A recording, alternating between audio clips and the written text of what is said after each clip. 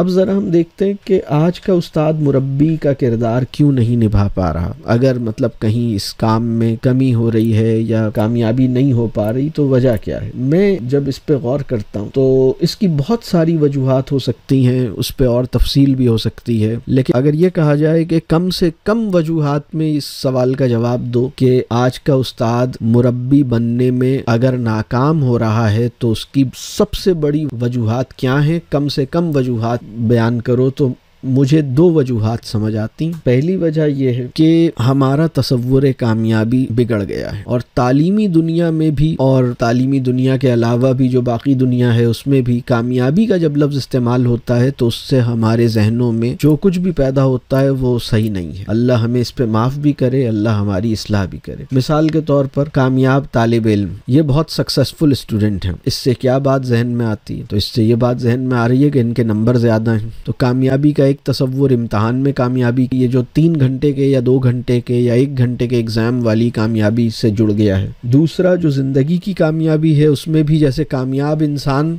इससे मुराद है economic prosperity, जिसके पास पैसा है, बहुत कामयाब हैं दुनिया के कामयाब लोग। अब आज जितनी भी टॉक्स दुनिया में हो रही हैं, सक्सेसफुल पीपल, सक्सेसफुल इंडिविजुअल्स, कामयाब इंसान, कामयाब लोग, इसके ऊपर जो लिटरेचर है, जो किताबें हैं, जो पॉपुलर टॉक्स हैं, आप उनको सर्च करें तो आपको पता लगेगा कि ये इकोनॉमिक या कैरियर की कामयाबी या इकोनॉमिक सक्सेस या प्रॉस्पेरिटी की बात हो रही है। और कामयाब स्टूडेंट की बात करें तो वो एग्ज़ाम की कामयाबी की बात हो रही है। इसको सही करने की ज़रूरत है। कामयाब तालिब इल्म वो है जो ज़िंदगी भर तालिब इल्म रहने में फ़ख्र महसूस करे, इत्मीनान महसूस करे। कामयाब तालिब इल्म वो है जो अपनी इस्लाह की ज़रूरत को तस्लीम भी करे, अपनी इस्लाह की फ़िक्र भी करे, इल्म नाफ़े की मोहब्बत भी उसमें पैदा हो, इल्म का आना उसके अंदर किब्र का बाइस ना बने, इल्म का आना उसकी आजिज़ी के मर्तबे को कम ना करे। कामयाब तालिब इल्म वो है जो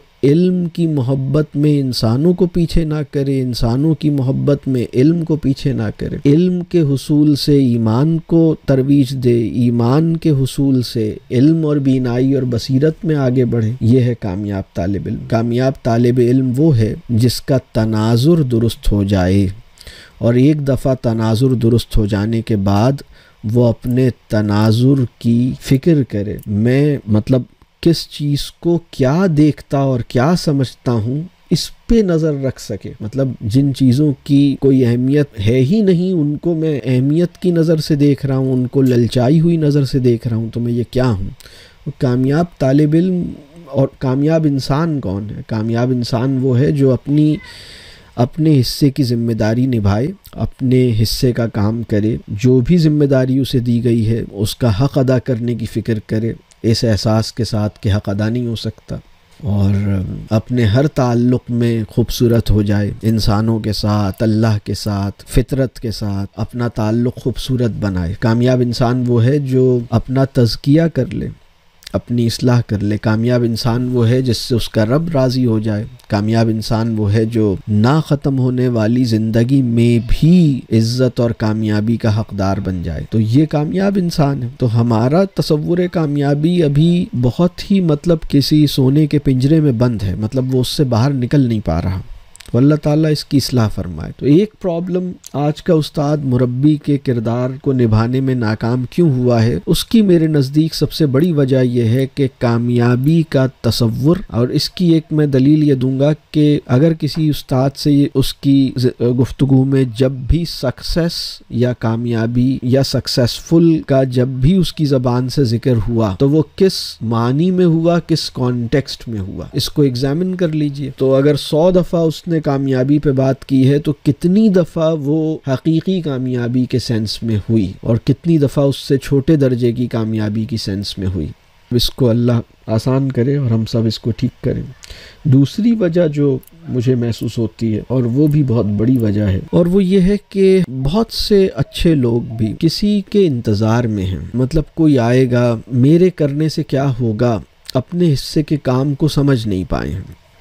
जैसे बहुत से टीचर्स इस वक्त इस तरह के एहसास में हैं कि मेरे करने से क्या होगा, यहाँ तो आवे का आवा ही बिगड़ा हुआ है, तो मेरे करने से क्या होगा। बहुत से लोग ये सोचते हैं कि इंस्टीट्यूशनल लेवल पर अगर कोई चेंज इनिशिएट होगी तो फिर मेरा कुछ करना फ़ायदेमंद होगा। लेकिन अगर इंस्टीट्यूशनल लेवल पर कोई चेंज इनिशिएट नहीं हो रही तो मेरे करने से कुछ नहीं होगा। कुछ लोग ये समझते हैं कि गवर्नमेंट लेवल पर कोई चेंज होगी, कुछ लोग ये समझते हैं कि यूनिवर्सली कोई इंटरनेशनल कोई वेव आएगी और उससे कोई खैर पैदा होगी, कोई किसी मोहम्मद बिन कासिम के इंतज़ार में है, कोई किसी और के इंतज़ार में है। तो वो अपने हिस्से का काम हम समझ नहीं पाए और फेवरेबल कंडीशंस का इंतज़ार करते हैं, कभी किसी और का इंतज़ार करते हैं। मेरे करने से क्या होगा ये नहीं समझ पाते। और देखिए, मैं ये इस पॉइंट को चाहूँगा ये बात बड़ी अच्छी तरह वाज़े हो। आप में से जो लोग मुझे बहुत अच्छी तरह जानते हैं और 2-3 साल 4 साल से मुझसे जुड़े हैं या काफ़ी अरसे से वो सुन रहे हैं या बहुत सी चीज़ें सुन चुके हैं, उन्हें अंदाज़ा हो गया होगा कि मैं इस निज़ाम का बहुत सख्त नाक़िद हूँ। मतलब ये बात हो सकता है समझ में खुद ही आ गई हो, नहीं आई हो तो चलें अलग से बता देता हूँ कि भाई ये जो कुछ भी निज़ाम है ना इस वक्त, यानी चाहे सियासी निज़ाम हो, चाहे माशी निज़ाम हो, चाहे तालीमी निज़ाम हो, चाहे इलाज मुआलजे का निज़ाम हो, चाहे हमारा इस वक्त जो अर्बन सोसाइटी का जो एक आर्किटेक्चरल या अर्बन टाउन प्लानिंग का सिस्टम हो, मतलब इसके अंदर बड़े मसले हैं। ये उस तनाजुर में वज़ा ही नहीं किया गया। इसके साथ हमें बहुत सारे और ये इकोनॉमिक सिस्टम है और ये सब इनके अंदर बड़े इश्यूज़ हैं ना। और एजुकेशन सिस्टम से भी हमें बहुत, ये सिस्टम चेंज होना चाहिए। हम इसके ऊपर बात करते हैं सिस्टम,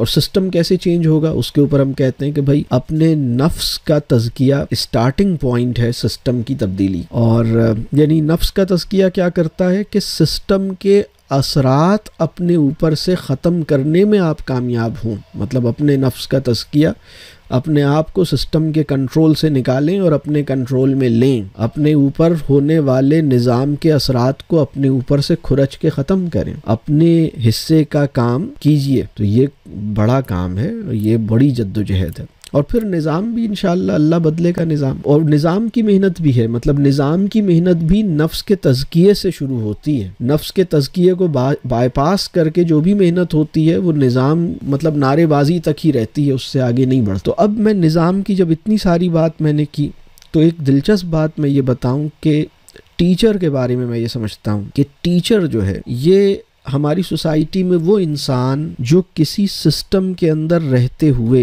एक गलत सिस्टम में रहते हुए मतलूबा नताइज निकालने की ज़्यादा कुदरत रखता है, जिसको ज़्यादा इस बात का मौका मिल जाता है कि वो इसी सिस्टम के अंदर रहते हुए कुछ करके दिखा दे, उस इंसान को टीचर कहते हैं। मतलब टीचर जो है वो, मैं इसको कहता हूँ कि टीचर जो है वो 77% ऑफ द सिस्टम है। मतलब एजुकेशन सिस्टम अगर ना भी बदला और टीचर बदल गया तो सब कुछ बदल जाएगा। यानी मैं इस बात पर यकीन रखता हूँ। हालांकि मुझे निज़ाम से बहुत इशू है ना निज़ाम के साथ, लेकिन फिर भी मैं ये बात अर्ज़ कर रहा हूँ कि अगर निज़ाम नहीं बदला लेकिन टीचर बदल गया तो सब कुछ बदल जाएगा। निज़ाम भी बदल जाएगा, दुनिया भी बदल जाएगी इंशाअल्लाह। लेकिन अगर टीचर नहीं बदला और निज़ाम बदल भी गया तो भी कुछ नहीं बदल पाएगा, बल्कि निज़ाम का बदलना भी टीचर के बदलने से ही मशरूत है।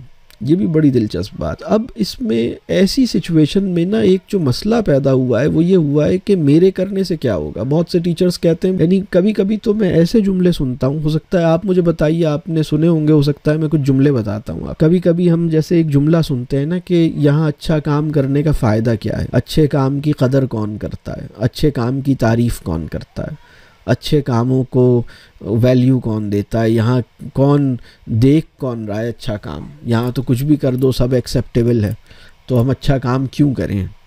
तो और मेरे अकेले के करने से क्या होगा, ये तो सभी गलत चल रहे हैं, सभी उल्टा कर रहे हैं। अब ये जो बात है ना, इसको ज़रा इसकी डेप्थ में जाके ज़रा देखते हैं। ये ख्याल कि अच्छा काम करने की मतलब तारीफ़ कौन करता है, तो क्या आप तारीफ़ के लिए अच्छा काम कर रहे हैं? वो अच्छा काम जो तारीफ़ की खातिर होता है वो अच्छा काम होता ही नहीं। अच्छा काम अगर लिल्लाहियत और इखलास के साथ होगा तो इंसान ये चाहेगा कि वो अपने हिस्से का अच्छा काम करे और उसको इस काम का अजर तारीफ़ की शक्ल में ना मिले, इस काम का अजर, इस काम का जो जज़ा है वो वाह वाह और तारीफ़ की सूरत में यहाँ पे ना मिल जाए, बल्कि उसका अजर कहीं और के लिए महफूज रहे। उसके अंदर तो ये बात पैदा होगी। और अपने हिस्से का काम करें, मतलब इस बात से बेनियाज हो जाएं। ये मुरब्बी के अंदर वो स्ट्रेंथ होती है। और मैं यही बात कह रहा हूँ कि अगर उस्ताद मुरब्बी की सतह पर बुलंद हो जाए तो इंशाअल्लाह बहुत बड़ा खैर इससे पैदा होगा। तो ये है इसका कॉन्टेक्स्ट और जो आज की गुफ्तगू है। अब मैं आता हूँ उसकी तरफ कि करने के काम क्या हैं। और देखिए, मैं 3 लेवल्स पे करने के काम शेयर करूँगा।